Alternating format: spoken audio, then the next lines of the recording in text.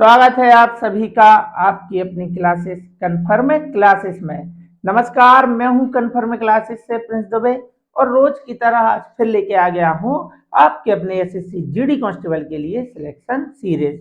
दोस्तों, आपको मालूम ही होगा कि हमारी day by day selection series चल रही है, उसकी मैंने प्लेलिस्ट सेपरेट बना दी है।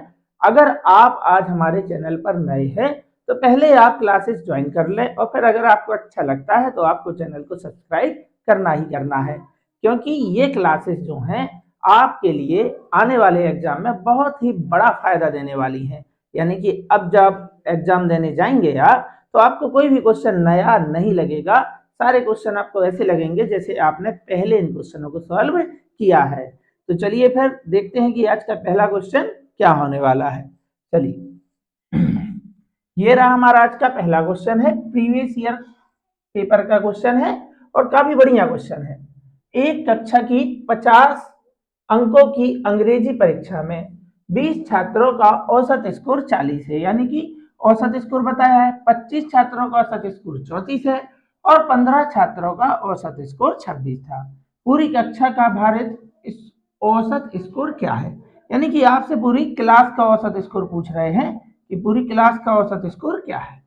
तो इस 50 अंकों का है, इसका कोई लेना देना है? कोई लेना देना नहीं है। आपको सीधे छात्रों की संख्या देखनी है। कितने छात्र हैं? 20 शुरुआत में।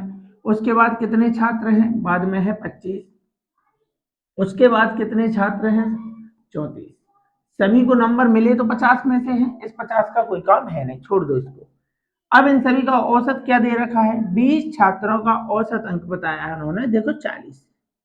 25 छात्रों का औसत अंक बता दिया है, कितना बता दिया है? 34।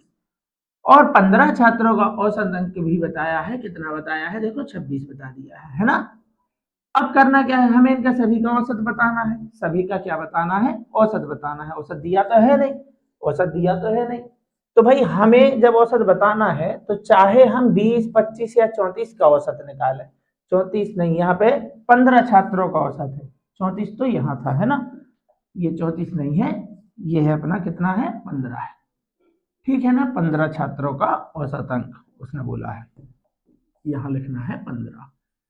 यहाँ 20 छात्र हैं, 25 छात्र हैं, इनका औसत अंक 34 था, यहाँ 15 थे। ठीक है ना, सुधार लिया हमने। तो औसत पूछा है, हमें अपने मन से ही औसत कुछ मान लेना है। तो अगर ये संख्याएं कटती हैं, चाहे आप 20, 25 और 15 छात्रों का औसत निकालो या इनके अनुपात का, तो पहले आप बना लो इनको अनुपात। 5 से जाएगा 4 बार, 5 से जाएगा 5 बार और ये 5 से जाएगा अपना 3 बार। ठीक है ना। तो औसत मानना है, जो जो मर्जी हो वो औसत आप मान लो। जैसे मैंने मान लिया कि इन सभी का औसत क्या है? 40 है ना। 40 है, मन से औसत मान लेते हैं। फिर 40 से आपको इनकी तुलना करनी है कि कितना ज्यादा है कितना कम है। तो यहाँ हम देख रहे हैं कि ये 40 से ना तो कम है ना ज्यादा, यानी यहाँ की कैलकुलेशन से आप बच गए। 40 से ये कम है, कितना कम है? आप कहेंगे 6। हर एक पे 6 की कमी है और ऐसे कितने आंकड़े हैं? 5, यानी कि पूरा कितना कमी है? पूरे में कितने, यानी टोटल कितनी कमी है? 30 की कमी है। 40 से ये कितना कम है? तो आप कहेंगे 40 से ये 14 कम है, 40 से ये 14 कम है। और ऐसे कितने आंकड़े हैं? 3 14 30 42, यानी 42 की है कमी। 30 की कमी, 42 की कमी, टोटल हो गई कितने की कमी? 72 की कमी। 72 की कमी करनी है सभी पर, सभी पूरी कक्षा में, पूरी कक्षा के औसत में जो आपने 40 माना है उससे ये टोटल 72 कम है। तो कितने लोगों पर? 5 4 9 3 12, 12 लोगों पर 72 की कमी आएगी। तो हर एक पर कितने की कमी आएगी? औसत मतलब हर एक।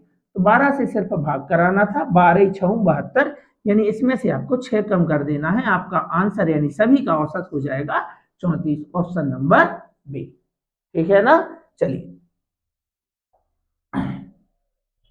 एक शहर एक बस शहर पी से शहर क्यू तक 45 मिनट में जाती है, 60 किलोमीटर की दूरी तय करती है और 40 किलोमीटर प्रति घंटे की गति से शहर वापस आती है। यात्रा में बस की औसत गति किलोमीटर प्रति घंटे में क्या है? तो जब वो पी से क्यू गई है तो देखो उसने बताया है कि 45 मिनट में 60 किलोमीटर गई है। तो पहले तो आपको चाल निकालना है। चाल कैसे निकालना है? किलोमीटर प्रति घंटे में, तभी तो आप औसत चाल किलोमीटर प्रति घंटे में बता पाएंगे। अभी तो 45 मिनट में वह 60 किलोमीटर जा रही है। 45 किलो मतलब 45 मिनट में 60 किलोमीटर जा रही है। तो मतलब एक घंटे में कितने मिनट होते हैं 60। तो 60 मिनट में कितने किलोमीटर जाएगी, तो 45 मिनट में 60, यानी कि वो हर 15 मिनट में 20 किलोमीटर चल रही है। 15 × 45, 20 × 60, तो 15 मिनट और चलेगी, यानी 20 किलोमीटर और चल जाएगी, यानी इसकी चाल है 80 किलोमीटर प्रति घंटे। और अगर आप ऐसे नहीं समझ पाए हैं तो 45 मिनट का मतलब 45 मिनट को पहले आप घंटे में बदल दो, यानी 60 से भाग करा दो। तो 15 × 3 = 45 और 15 × 4 = 60। 3/4 घंटे में वह गई है 60 किलोमीटर, ऐसा उसने कहा है। तो एक घंटे में कितना चाल क्या होती है, एक घंटे में चली गई दूरी, तो 60, एक की वैल्यू चाहिए है तो 3/4 से क्या कराओगे, भाग कराओगे।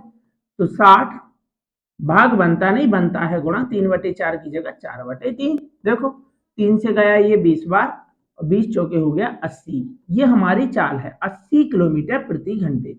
वही मैंने आपको बताया था कि 45 मिनट में 60 किलोमीटर है ना।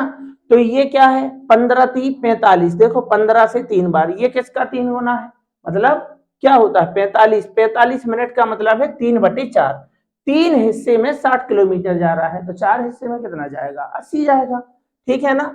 और अगर नहीं समझ पा रहे हैं तो 45 मिनट को 3/4 घंटे, 3/4 घंटे में 60 किलोमीटर, तो एक में कितना, एक की वैल्यू मतलब भाग कराते हैं, तो 80 किलोमीटर। यानी कि क्वेश्चन हमारा बन गया कि वह 80 किलोमीटर प्रति घंटे की रफ्तार से जाता है और 40 की रफ्तार से वापस आता है। एलसीएम ले लेना है, एलसीएम हो जाएगा अपना 80। तो 80 की चाल से जब वह गया है, वो गया है, तो कितने घंटे लेगा, एक घंटे।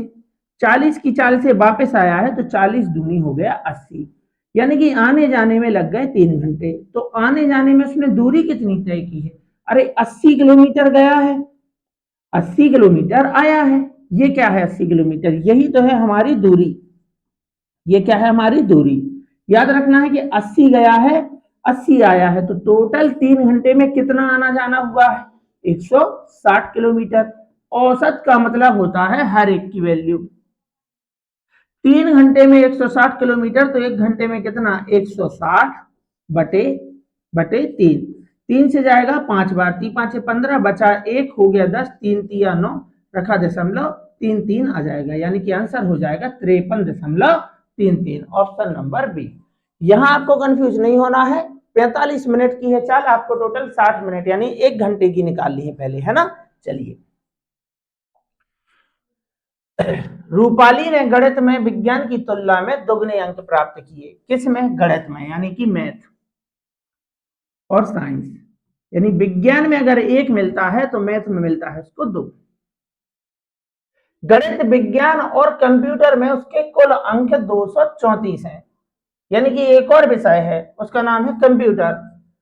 यदि गणित और कंप्यूटर में उसके अंक, यानी कि कंप्यूटर भी है, तो कंप्यूटर को कहा यहां मत लिखो, क्योंकि उसने कहा है गणित और कंप्यूटर, तो गणित के पास ही लिख लो, यानी कि ये है कंप्यूटर। इसमें उसको जो अंक मिले हैं उनका अनुपात है 4:5। किसका, गणित और कंप्यूटर का। यानी गणित में मिल रहे हैं 4 और कंप्यूटर में मिल रहे हैं 3। देखो 4 के सामने ही 3 लिखना है, ये अपना कंप्यूटर हो गया। अब कभी मैथ में बता रहे हैं 2 अंक मिले हैं, कभी मैथ में बता रहे हैं 4, तो ये तो गड़बड़ हो गई ना। यानी आपको इसको कर लेना है बराबर, कि भाई आखिर मैथ में मिले कितने हैं, तो आपको इसको क्या कर लेना है, बराबर कर लेना है जो बीच में लिखा है। ठीक है ना। यानी मैथ के अंक उन्होंने 2 बार बताए हैं, जिसके अंक 2 बार बताए हैं उसको बीच में लिखना है। ठीक, तो 2 को क्या 4 बना सकते हैं, बिल्कुल बना सकते हैं। यानी हम यहाँ गुणा करा देंगे 2 का, और नीचे कोई गुणा कराना है, बिल्कुल नहीं कराना है, तो नीचे का अनुपात 3 का 3 रहेगा। 2 दूनी 4, 4 4 देखो बराबर हो गए, यहाँ 4, 2 एकम 2, ये हमारे अनुपात बन गए। कंप्यूटर में 3 अंक है, मैथ में 4 अंक है, और अपना ये क्या है, साइंस, साइंस में 2 अंक है। तो कुल अंक उनके कितने हैं, कुल अंक कितने हैं, 234। हमारे हिसाब से कुल अंक कितने हुए, 4 3 7 और 2 9। चाहिए क्या है, रूपाली को गणित में कितने अंक मिले हैं, गणित में मिले हैं देखो 4, गणित में मिले हैं 4, यानी 4 की वैल्यू बताना है। ठीक है ना। तो 9 एकम 9 हो गया, 9 दूनी हो गया 18, यहां बच गया 5 और 9 6 54, 26 चौके हो जाएगा अपना 104। ऑप्शन नंबर बी हमारा आंसर हो जाएगा, है ना। चलिए, तो काफी अच्छा क्वेश्चन था, अनुपात का था, बढ़िया क्वेश्चन था। ए और बी की आयु का अनुपात 4:9 है। यदि उनकी आयु का अंतर 10 वर्ष है तो 4 वर्ष बाद उनकी आयु की तुलना 4 वर्ष बाद उनकी आयु की तुलना कीजिए। आसान सा क्वेश्चन है। क्या दिया है? आयु का अंतर, यानी कि उनकी आयु है 4 और 9। अंतर देखो कितना है, अंतर है 5 का। उनके हिसाब से अंतर कितने का है? उनके हिसाब से है 10 का, अपने हिसाब से है 5 का। चाहिए क्या? 4 वर्ष बाद उनकी आयु की तुलना, मतलब 4 वर्ष बाद उनकी आयु का अनुपात चाहिए। तो पहले वर्तमान आयु निकाल लो आप। तो वर्तमान आयु क्या है उनकी? ए और बी की, ए हो गया, ये बी हो गया, यानी एक बार आप वैल्यू निकाल दो 4 की, एक बार वैल्यू निकाल दो 2 की, यानी कि 4 और 9 की वैल्यू चाहिए। 5 एकम 5 दूनी 10, यानी 2 चौके 8। एक ही आयु है 8 वर्ष और 2 इनाम हो गया 18। लेकिन ये तो इनकी वर्तमान आयु है, अभी की है, जबकि अनुपात है। हमसे पूछा है 4 वर्ष बाद। तो 4 वर्ष बाद, 4 वर्ष बाद 4 साल ये बढ़ जाएगा, यानी कि ये हो जाएगा अपना 12 वर्ष का। 4 साल इसको बढ़ा देना है, ये हो जाएगा 22 वर्ष का। कटता है तो काट दो, 2 से जाएगा 6 बार, 2 से जाएगा 11 बार, आंसर हो जाएगा 6:11। ठीक है ना? आपके एग्जाम का ही क्वेश्चन है, बहुत लोगों को आता होगा, लेकिन कोई कुछ बच्चे ऐसे हैं जो छोड़ आते हैं, तो उनके लिए लाना पड़ता है ऐसे क्वेश्चन। चलिए, 12 और 42 के तृतीयानुपाती और 16 और 56 के तृतीयानुपाती के बीच का अनुपात बताइए। कुछ नहीं मिला तो समानुपात के 2 क्वेश्चन को मिला के एक क्वेश्चन बना लिया, है ना? ऐसा हो जाता है एग्जाम में कि भाई आते आते ही ये क्वेश्चन है ना, कई शिफ्टों में आ चुके, तो उसने एग्जामिनर ने सोचा होगा कि 2 को मिला के एक बना लो, है ना? तो चलिए, तो तृतीयानुपात, तो पहले इतना ही क्वेश्चन समझिए, यहां तक का क्वेश्चन समझिए। तृतीयानुपात, तो जब भी 2 संख्याएं दी हैं तो आपको बी को 2 बार लिखना होता है, यानी कि ए अनुपात बी समानुपात बी अनुपात सी, बी अनुपात सी, ये आपसे पूछ रहा है। तो ए की वैल्यू कितनी है? ए की वैल्यू तो 12 है। बी की वैल्यू कितनी है? 42। बी की वैल्यू कितनी है? 42। और तृतीय यानी सी आपसे पूछा है, और यही काम आपको यहां करना है। फिर से तृतीय पूछा है, यानी कि वही काम है, ए अनुपात बी समानुपात बी अनुपात सी। तृतीय पूछा है, यानी इसकी वैल्यू पूछ रहा है, तो आपको यही तो जमाना है। 16, 56, 56 और ये सी। आपको कोई फार्मूला याद नहीं करना है, तरीका एक ही होता है, बाहर का बाहर से गुणा, अंदर का अंदर से गुणा। यानी कि आप लिखोगे 42 गुणा 42/12, तब आएगी सी की वैल्यू। लो, सी की वैल्यू आ गई। अनुपात बताना है, कैसे? इसका भी तृतीय अनुपात के बीच का अनुपात बताना है। तो तृतीय अनुपात कैसे निकालोगे? बाहर का बाहर से, अंदर का अंदर से गुणा, यानी आप लिखोगे 56 गुणा 56 और नीचे लिखोगे ये 16, तब आएगी सी की वैल्यू। और बस इसको आपको काटना है, कटता है तो काट लो, यानी कि अगर आपसे काटते बनता है तो आंसर आपका आ गया है। देखो, 6 दूनी 12, 6 7 42, 2 से जाएगा अपना ये 21 बार। ऐसे ही यहाँ 8 दूनी 16, 8 7 56, 2 से जाएगा अपना ये 28 बार। 7 से 7 चला जाएगा, 7 तिया 21, 7 चौके 28, अनुपात आ गया 3:4, ऑप्शन नंबर बी। तो 2 क्वेश्चन को मिला के एक क्वेश्चन बनाया है, कोई बड़ी बात नहीं थी, है ना? चलिए, ये रहा हमारा अगला क्वेश्चन। एक आयत का परिमाप 26 सेंटीमीटर है और उसकी लंबाई 7 सेंटीमीटर है। इसका क्षेत्रफल सेंटीमीटर स्क्वायर में ज्ञात कीजिए, हमसे पूछा है ना? तो पहले आप समझ लो कि आयत क्या होता है। आयत क्या होता है? ये होता है अपना आयत, ये होता है अपना आयत। इसको बोलते हैं लंबाई, इसको बोलते हैं चौड़ाई। तो ये भी लंबाई हुई और ये भी अपनी चौड़ाई हुई। परिमाप होता क्या है? किसी भी आकृति का आप परिमाप निकाल रहे हैं, मतलब आपने उसकी सभी भुजाओं को जोड़ा है। सभी भुजाओं के योगफल को, बाहर की सभी भुजाओं के योगफल को बोलते हैं परिमाप। परि यानी चारों तरफ, माप यानी चारों तरफ का माप। तो आयत का परिमाप क्या होता है? लंबाई धन चौड़ाई, लंबाई धन चौड़ाई 2 बार, 2 लंबाई L प्लस बी, लंबाई लेंथ और ब्रेथ। तो इंग्लिश में लिख सकते हो L और B लिख सकते हो। तो ये परिमाप होता है। तो फॉर्मूला लिख के बिल्कुल नहीं करना है, कभी भी परिमाप दिया हो परिमाप का मतलब होता है योगफल चारों भुजाओं का, हमें चारों का नहीं चाहिए। तो कभी भी आयत का परिमाप दिया हो, कितना दिया है 26, इसका आपको लिख लेना है आधा, आधा मतलब 13। तो ये 13 क्या है, ये 13 है एल धन बी, यानी लंबाई धन चौड़ाई। ये लंबाई और चौड़ाई का योगफल है। कैसे करना है, जितना भी परिमाप दिया है उसका जस्ट आधा लिख लेना है, यानी 26। ये 26 है तो परिमाप, एल धन बी है तो, लेकिन कितने बार, 2 बार। 2 बार क्यों चाहिए, एक ही बार लिख लो। 2 बार में 26 है तो एक बार का लिखना है, लंबाई धन चौड़ाई एल धन बी कितना 13। अब इस 13 में से 7 इसकी क्या है, लंबाई है। तो 13 में से ये 7 अगर आप निकाल दोगे तो कितना बचा, 6। ये क्या है, ये है अपनी चौड़ाई। देखो देखते ही आ गया, यानी 7 लंबाई है 6 चौड़ाई है। क्या चाहिए, क्षेत्रफल। क्षेत्रफल क्या होता है, लंबाई गुणे चौड़ाई। 7×6 = 42 कहाँ है भाई, ऑप्शन नंबर डी हमारा आंसर हो गया, है ना। तो कई बच्चे क्या है, देखा यहाँ आयत का परिमाप और बस छोड़ दिया, अरे भाई मेंसुरेशन आ गई। तो भाई आने दो ना, दिक्कत क्या है, छोटे छोटे कॉन्सेप्ट आते हैं, अगर आपको आता है तो बड़े प्यारे कॉन्सेप्ट होते हैं, एग्जाम में आपका काम बना जाते हैं, है ना। तो 26 दिया था, आपको सिर्फ 13 लिखना है, इसका जस्ट आधा। तो परिमाप से सिर्फ योगफल मालूम चलता है। 13 लंबाई धन चौड़ाई 13 है, इसमें से 7 क्या है, 7 अपनी लंबाई है, तो बचा क्या, 6, 6 अपनी चौड़ाई हो गई, है ना। चलिए सरलीकरण का क्वेश्चन है, अच्छा क्वेश्चन है। चलिए तो मालूम होगा कि भाई कैसे करना है, तो हमने पिछली क्लासों में किया है, इसे किया है। और उसमें क्या है, नियम क्या होता है, नियम होता है BODMAS, BODMAS। B for bracket, O मतलब ऑफ, ऑफ यानी का करके लिखा हो ना, होता है ना कि 4 का 1/3 ऐसे करके वो। डी मतलब डिवाइड यानी कि भाग, एम मतलब मल्टीप्लाई यानी कि गुणा, ए मतलब ऐड एडिशन, एस मतलब सब्ट्रैक्शन। इसका मतलब होता है जोड़ना, इसका मतलब होता है घटाना। तो सबसे पहले क्या करना है, क्रम होता है ब्रैकेट।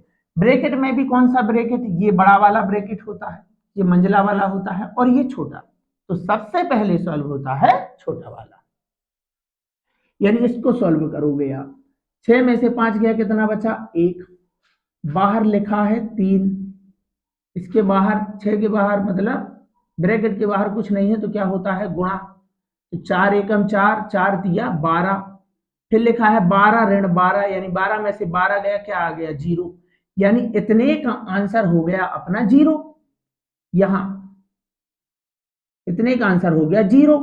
उसके बाद क्या लिखा है, उसके बाद क्या लिखा है, गुणा 4 धन 4, यहां आ गए 5। और बाहर इसके ठीक बाहर लिखा था, देखो क्या लिखा है 15, वो भी भाग में। अब ये ब्रैकेट से जब 0 निकलेगा तो सबसे पहले क्या सॉल्व करेगा, पहले गुणा करेगा के भाग।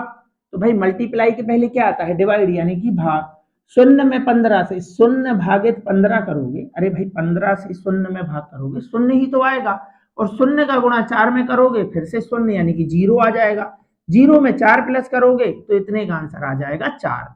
यहां तक का आंसर हो गया, यहां तक का आंसर हो गया है 4। अब बाहर क्या लिखा है इसके, 4 गुणा 6 ऋण 68, यानी इतना क्वेश्चन बचा है। 6 चौके हो गया 24, इस 68 में से आपको क्या निकाल देना है, 24। 6 चौके 24, 8 में से 4 गया, यहाँ 4 आ जाएगा। 6 में से 2 गया, यहाँ 4 आ जाएगा। यानी कि आंसर हो जाएगा अपना, कितना हो जाएगा, ऑप्शन नंबर ए 44। ठीक है ना, हटा देना है। चलिए जब 8, 16, 18, 20 और 25 किसी न्यूनतम संख्या x को विभाजित करते हैं तो प्रत्येक स्थिति में शेषफल 3 है, लेकिन x 7 से विभाज्य है। x का मान क्या है, उसने आपको क्वेश्चन दिया है, कितना प्यारा क्वेश्चन दिया है। देखो बोल रहा है कि 8, 16, 18, 20 और 25 किसी न्यूनतम संख्या x को विभाजित करते हैं, यानी कि इनके द्वारा विभाज्य कोई संख्या है, वो संख्या क्या है, वो संख्या क्या है, x। यानी कि इनका एलसीएम, इनका एलसीएम इनसे कटता है। फिर उसने बताया कि विभाज्य करते हैं, तो विभाज्य करने के बाद हुआ क्या उसने, कि भाई उसमें शेषफल 3 बचता है, यानी कि इनका एलसीएम +3। और फिर उसने सबसे बढ़िया बात बता दी कि ये जो x है, ये जो संख्या है किससे विभाज्य है, 7 से, यानी 7 से कटती है। x का मान पूछा है, इतनी कहानी से कोई लेना देना नहीं है। आंसर जो भी है 7 से विभाज्य है, यानी 7 का गुणज है, 7 से कटता है।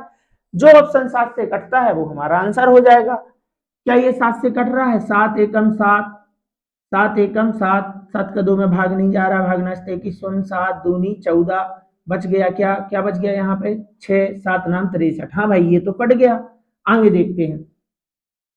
7 एकम 7, 3 में भाग नहीं गया, भागना की शून्य, 7 चौके 28, बच गया कितना? 4, 40। क्या 7 से 40 कटता है? नहीं कटता है।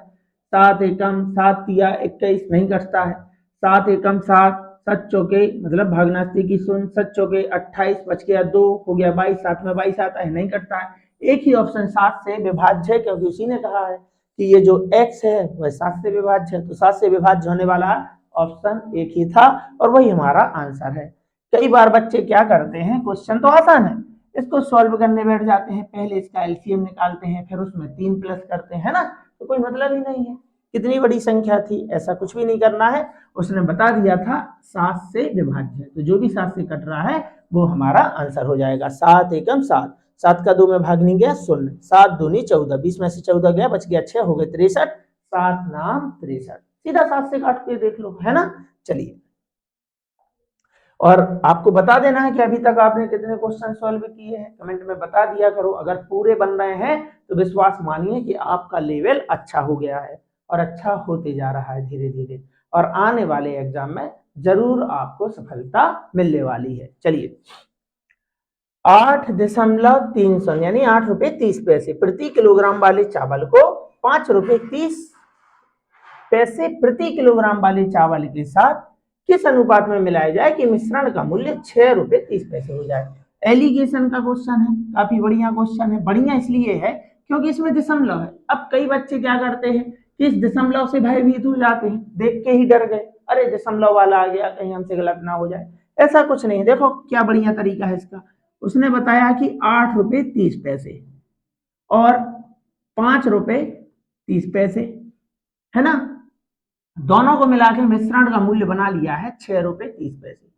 तो चाहे अनुपात हो या एलिगेशन का कोई ऐसा क्वेश्चन हो, अगर उसमें दशमलव आ भी गया है तो आपको एक ही बात चेक करनी है, क्या समान अंकों के बाद दशमलव है? यहां भी 2 अंक की बात, यहां भी 2 अंक की बात, यहां भी 2 अंक की बात, तो सीधा सीधा बोल दो कि दशमलव है ही नहीं, दशमलव है ही नहीं। 2 अंक बाद यहाँ है, 2 अंक बाद यहाँ है, 2 अंक बाद यहाँ है, तो दशमलव है ही नहीं। आपको बस सीधा अंतर लिखना है। 630 है ये 530 है। 630 से 530 गया अपना, कितना आ गया? यहाँ 100 का डिफरेंस आ गया। देखो यहाँ देखो, 830 और 630, तो कितने का अंतर आ गया? यहाँ 200 का अंतर आ गया। तो 2 शून्य से देखो, 2 शून्य कट गया, आंसर आ गया 1:2। कहा है भाई? ऑप्शन नंबर डी, 1:2 हमारा आंसर है। यानी अगर समान अंकों के बाद दशमलव है तो आप दशमलव को इग्नोर कर दो, कोई काम का नहीं है, है ना। कहां एलिगेशन हो, अनुपात हो, यहां ये टेक्निक चलती है। चलिए, पी और क्यू एक काम को क्रमशः 10 और 6 दिनों में कर सकते हैं, जबकि आर उसी काम को 15 दिनों में खराब कर सकता है। ये क्या बात हुई भाई? बोल रहा है कि पी और क्यू आएंगे, मान के चलो किसी दीवार को बनाएंगे, और वो बनाने में टाइम लेते हैं 10 और 6 दिन में, लेकिन उनका कोई साथी आर है, वो काम को खराब कर जाता है, दीवार को पटक के चला जाता है, यानी गिरा देता है। ये तो बिल्कुल वैसा ही क्वेश्चन हुआ कि जब हम नल और टंकी वाला क्वेश्चन करते हैं, 2 नल पानी को भर रहा है और तीसरा क्या कर रहा है? खाली कर रहा है। तो उसी टाइप का क्वेश्चन है और काफी अच्छा क्वेश्चन है ना।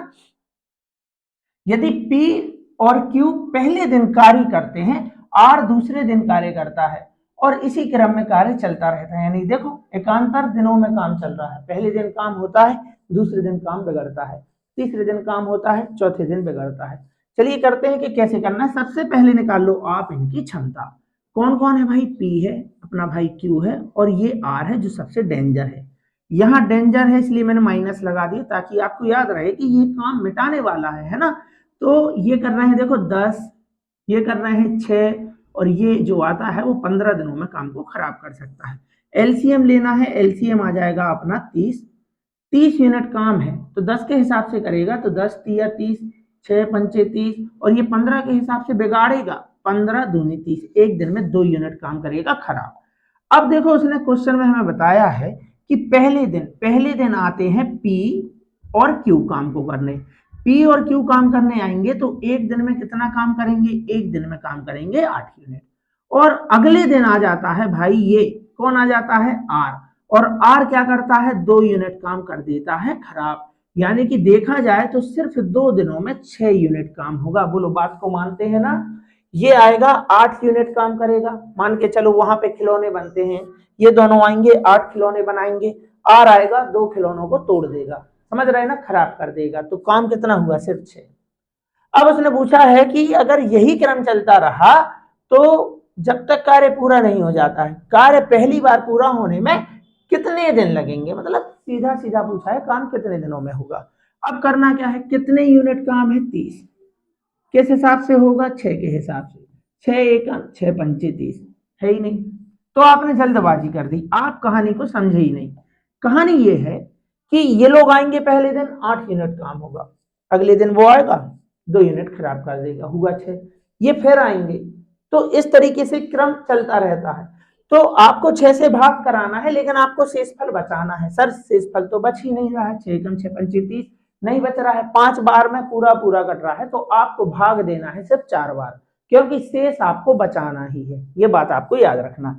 यानी 6 से भाग देना है कितने बार, 4 बार, शेष बचाना है। शेष अभी बच नहीं रहा था, शेष कहाँ बच रहा था, 6 पंचे 30, लेकिन आपको बचाना है तो आपको इतने बार भाग देना है कि शेष बच जाए। 5 बार में कट रहा है तो सिर्फ 4 बार आपको पढ़ना है। 6 चौको 24, और यहाँ पे शेष लिख लेना है, शेष। शेष कितना रह गया, 6 चौको 24 यूनिट काम हो गया है एक ही क्रम में, है ना। और बचा कितना है, बचा कितना है, 6 यूनिट बच गया है। तो ये 4 दिन तक काम तो चला है रेगुलर, 4 दिन तक। लेकिन कब 4 दिन होता, जब ये दोनों साथ में आते, जब ये दोनों साथ में आते। क्या ये दोनों साथ में आए हैं, आप कहेंगे बिल्कुल नहीं, पहले दिन ये आया था, दूसरे दिन ये आया था। जैसे हम बारी बारी वाला क्वेश्चन करते हैं, ठीक उसी टाइप से आपको करना है। तो 4 मतलब 4 दिन लगते अगर ये दोनों साथ में आते, लेकिन ये दोनों साथ में तो नहीं आए हैं। 4 दिन पी और क्यू का जोड़ा आया है, 4 दिन आर आया है, तो टोटल कितने दिन हो गए अलग अलग किए जाएं तो 4 दूनी 8, यानी कि 2 दिनों में 6 यूनिट काम हुआ है। तो 4 दिन तक अगर काम हुआ है तो इसको आपको डबल करना है, क्योंकि ये 6 यूनिट काम हुआ है 2 दिन में, ठीक है ना। और अगर ऐसे नहीं समझ पा रहे तो सिंपल भाषा में समझो, 4 दिन में काम होता, लेकिन कब होता, जब दोनों साथ में आते, लेकिन साथ में तो नहीं आए हैं, आए तो अलग अलग हैं। तो इसका मतलब ये है कि 4 दिन पी और क्यू आया है और 4 दिन आर आया है, तो टोटल कितने, 8 दिन हो गए। अब बाकी का ये 6 यूनिट काम करने आपको काम करने वालों को बुलाना है, तो काम करने आएंगे 8, और ये काम 8 के हिसाब से करेंगे, जबकि काम तो 6 ही है। ये एक दिन में 8 खिलौने बनाते हैं, जबकि बनाना तो 6 ही है, यानी काम तो समय के पहले ही पूरा हो जाएगा। यानी कि आर की बारी आएगी ही नहीं, तो मिटा कैसे लेगा, है ना। तो आर फिर आएगा ही नहीं, बचे काम को करने वही आएंगे जिसने काम स्टार्ट किया था। कटता है काट दो, 2 तिया 6, 2 चौके 8, यानी हमारा आंसर हो गया 8 सही 3/4, ऑप्शन नंबर बी, ठीक है ना। ये 8 समझ में आया। 4 दिन 6 चौको 24, शेष आपको बचा के रख लेना है, क्योंकि अगले दिन कौन आएगा, अगले दिन 6 के हिसाब से थोड़ी काम होगा, अगले दिन तो 8 के हिसाब से होगा। ये मिटाने क्यों आएगा, मिटाने वाला आता है बनाने वाले के बाद, है ना। तो आपको ये शेष बचा के रख लेना है। 4 दिन काम चलता अगर साथ में आती, साथ में नहीं आए हैं, इसका मतलब है 4 ही दिन पी और क्यू काम कर रहे हैं, 4 ही दिन ये, तो टोटल कितने दिन हो गए 8, क्योंकि अलग अलग दिन आए हैं। तो आंसर है 8 सही 3/4। चलिए,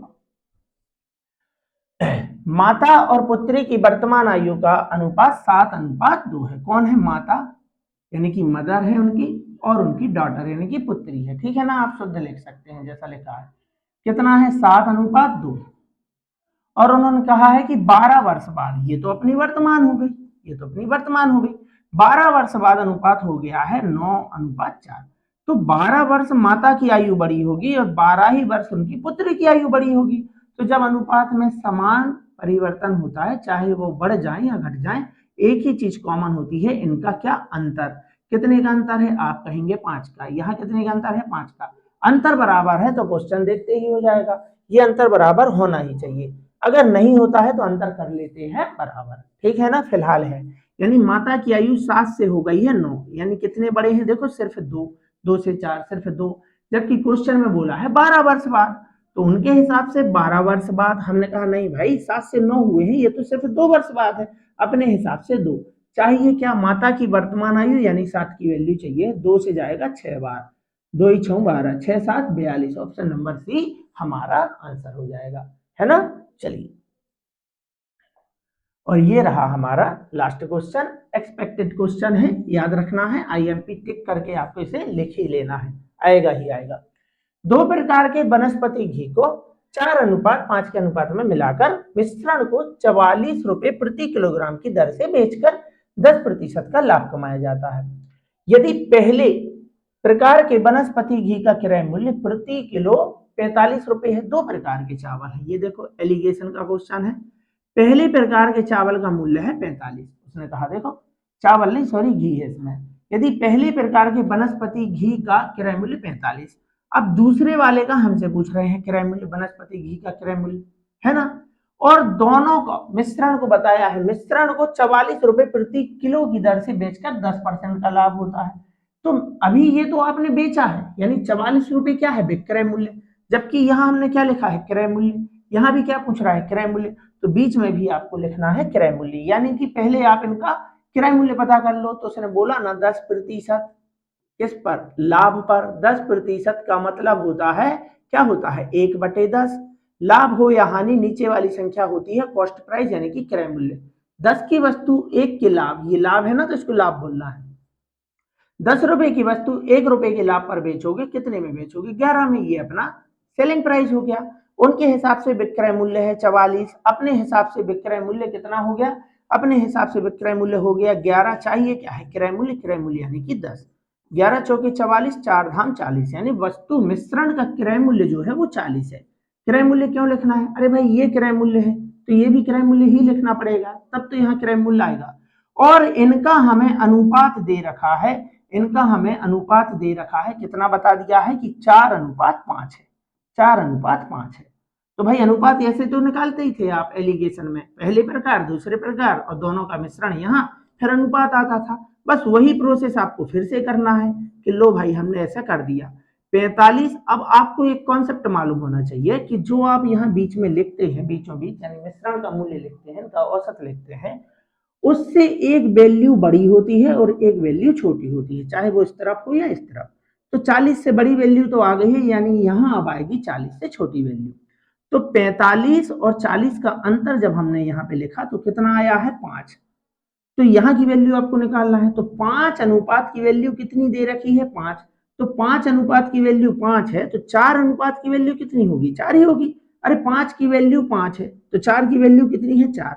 अब 40 से एक ज्यादा यहाँ लिखा है और दूसरा होता है छोटा, एक ज्यादा होता है एक कम होता है। तो 40 से कम कर दो, 40 से 4 कम है, मतलब यहाँ क्या आ जाएगा? 36। और 36 दूसरे प्रकार के चावल का क्रय मूल्य है। ऑप्शन नंबर सी हमारा आंसर हो जाएगा, है ना। बस आपको याद रखना है कि ये क्या दिया था? विक्रय मूल्य। तो यहाँ आपको गलती से भी विक्रय मूल्य नहीं लिख देना है, क्योंकि यहाँ क्रय मूल्य है तो यहाँ क्रय मूल्य है, तो यहाँ भी क्रय मूल्य आएगा। और ये इनका देखो अनुपात दे रखा था, हमने देखा 45 और 40 का डिफरेंस क्या है? डिफरेंस ही तो क्या बन जाता है? अनुपात। तो 5 की वैल्यू 5 दे रखी है, तो 4 की वैल्यू भी कितनी होगी? 4। 40 से एक बड़ा था तो अब यहाँ पे छोटा आएगा। तो आज के हमारे 12 क्वेश्चन कंप्लीट हो गए। ज्यादा टफ तो नहीं थे लेकिन बढ़िया क्वेश्चन थे। अब जो आपके एग्जाम के लायक है वो सारे क्वेश्चन आप तक मुझे पहुंचाना ही है। अगर आपसे 12 ही क्वेश्चन बन गए थे तो बहुत अच्छी बात है। धीरे धीरे आपकी स्पीड भी बढ़ रही होगी और आप क्वेश्चन का रिवीजन तो कर ही रहे हैं, तो जरूर आपको इसका फायदा मिलने वाला है।